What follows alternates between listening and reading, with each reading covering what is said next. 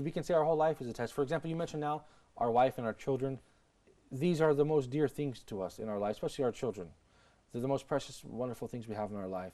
And so and this is also a test for us, so how can we turn them into something, how can we turn our children and our wives and our family into the reason that we enter Jannah and not the reason that we fall behind in our deen?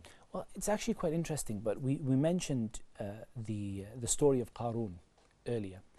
And one of the most beautiful parts of that particular story is this ayah, or this part of the ayah, وَابْتَغِ فِي مَا أَتَاكَ اللَّهُ الدَّارَ الْآخِرَةِ. Use everything that Allah has given you to seek what is with Allah in the home of the hereafter.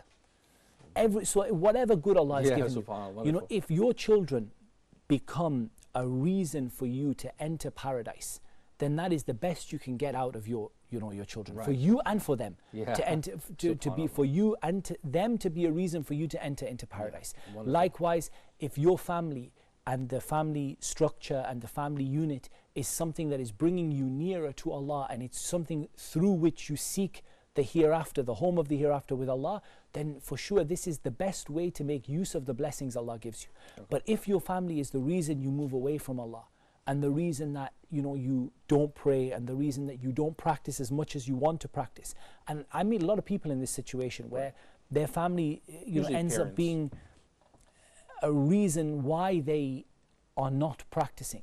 Sometimes they got into, for example, someone got into a marriage before they were practicing, and their spouse is not practicing. So their husband or wife is not practicing. And their husband or wife becomes a reason for them to move away from Allah. This is a problem. Whereas if the spouse is the reason to come near to Allah, and of course you're supposed to be cooperating with each other to get near to Allah, to get close to Allah. That's what it's all about, right? Yeah, of course. So at the end, these blessings that Allah gives you, the key thing is that you're using them to get near to Allah.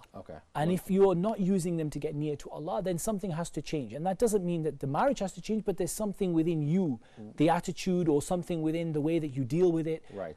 Either you need to think more about calling them to Islam, or more about changing the way that you behave as a family, or changing the sort of customs and things that you have that are taking you away from Allah. One way or another, something has to change. But you can't have a situation where your wealth, where your family, your children, your wife or your husband, spouse is taking you away from the path of Allah. That's the problem. Huda TV's social media sites are the best way to contact us from anywhere around the world. Stay connected with Huda TV's latest news and programs through Facebook, Twitter, Google+, YouTube, Skype, and Instagram. It's fast and easy. Stay up to date with your favorite shows and scholars today. Huda TV, a light in every home.